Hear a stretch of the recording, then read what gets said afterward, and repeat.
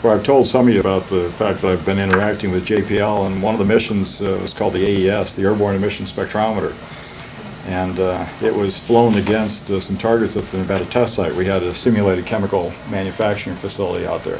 And they were supposed to fly over and take data of the plume. And they had 4 pixels, and each pixel was recording a spectrum. So it was like a 4-channel hyperspectral imager.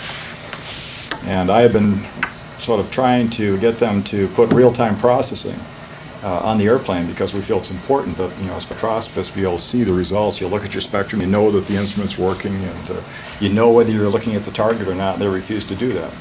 Well, the first mission, after analyzing the data, they realized that they had forgotten to take the duct tape off the infrared window. So they didn't like that. The second time, we were releasing acetone, and they saw acetone. At least they thought they saw acetone. But as a spectroscopist, when I saw their presentations, I looked at the spectrum, and it didn't look right to me. And so we asked for the locations of the aircraft at the time they recorded the data. Well, it turns out that the aircraft was 20 miles away from where the acetone was being released, and the little bump that they saw was actually an instrumental band. Then they hadn't calibrated their system at all, or not very well.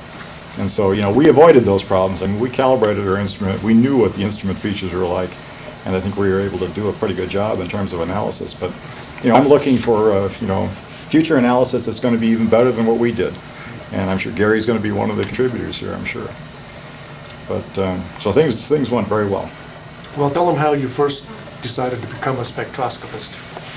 Oh, you mean when I came from Berkeley? Mm-hmm. Let's see, why I worked for George Pimentel. No, just briefly, that thing you said about seeing the light.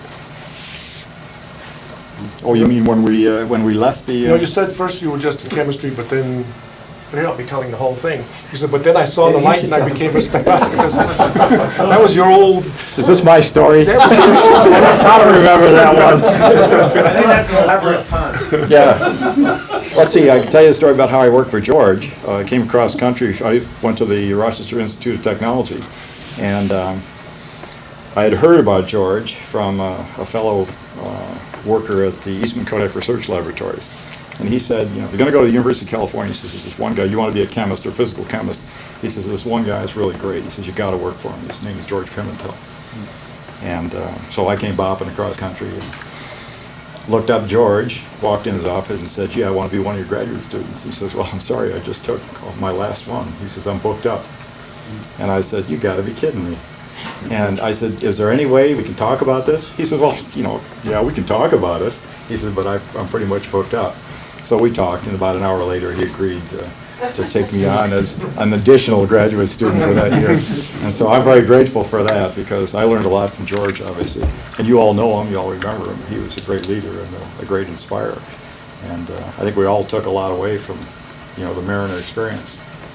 I know most of you, or all of you, have been extremely successful in your lives. And I'm hoping that the Mariner experience was part of that. And I hope everybody learned something. Well, I think, but this was according to Lester.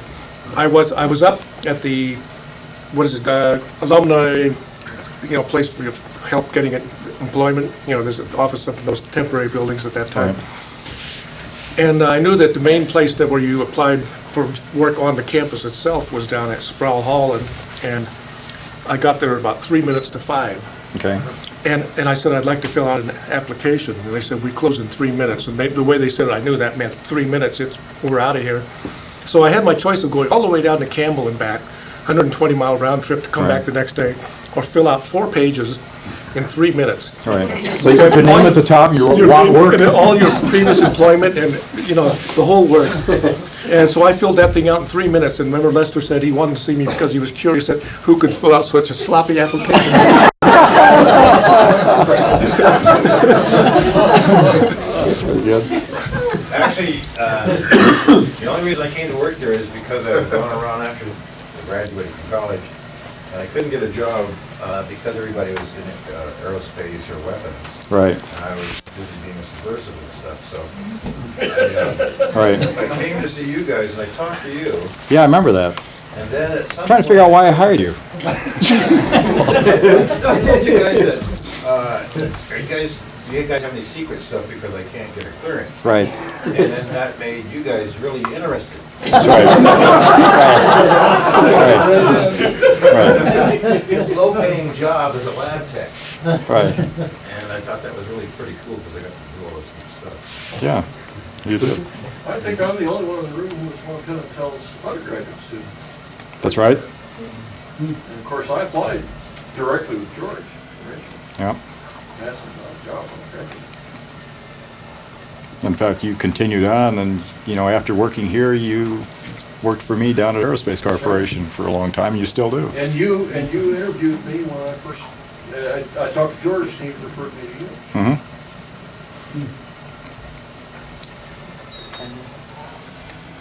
Speaking of George, has anybody ever seen him walk at a normal pace? That was his normal pace. Now I know why my husband walks. That's right. You know, I I was trained, hell of a trained, time yeah. with these little legs trying to keep up with them. Yeah. Well, once when we were watching this movie and someone said, "Oh, George, were you in a hurry? You must have been late." And he said, "No, I was looking for the men's room." One of the things we used to do all the time was go for pizza. And after we had pizza, we'd stop for ice cream at the ice cream place. And, you know, I would look at the list of, 29,000 flavors, however many, and I'd always order marble fudge, right? Marble fudge? Marble fudge theory. Right. Yeah. And George used to get so Marble pissed off. He would say, you know, because he'd order, you know, peach, strawberry, vanilla ripple or something like that. And we'd be walking back, and I'd say, "How is it, George?" He'd say, "Well, it's all right. It's pretty good. Yeah, it's pretty good." And I said, "This is great." It's great, George. And he says, "Yeah, I know, the marble fudge theory. I don't want to hear it." Well, see, Space Sciences you built the gas system, right? And chemistry department, Andy, you built basically the optical part of the instrument, the spectrometer part. So it was sort of divided between, you know, the two shops, and we needed all the help we could get. I mean, it was a heroic project, no question about it. The timelines were short. Very As Sunnyvale we Tool and remember. Grinding put in a lot. Yes, that's Sunnyvale true. Tool and Grinding. That's true. We had other people helping. And the bumper shop that did all the gold plating for us? Yeah. Oh, geez, I remember that. It was this little dump down in Emeryville. And I brought in this $1,000 part to be gold plated, and some guy dumped half of his motorcycle on the counter next to it. This greasy old motorcycle. He wanted it chrome plated. Yeah. But he's the only guy we could find that would do that. What was that process? There was a Some electroplating Celrex process. or something. Yeah. Well, these are the kind of things that endeared us to JPL.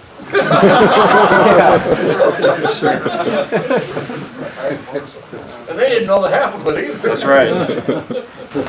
Well, the essence is that we actually created something that is truly immortal, because there's two of those mothers orbiting the sun. And they're going to do that for a very, very long time. That's right. Yep. There's another one orbiting someplace we sure as hell like to find. We're all looking for it, so that means it's not to be found. Yeah, that's right. We're still looking for Flight C. I don't know if anybody talked to Kinsey Anderson tonight, but he said to Laurel and me when we first came up to hear that that clean room that you guys created for your project really opened up an era for them because they could do a lot more good space science. Well, because they had this, Lynn's the one that put that together. right?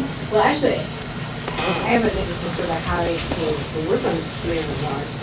Because Tarleton, I was an artist supporting myself, and Tarleton said there was a job up here for a draftsperson.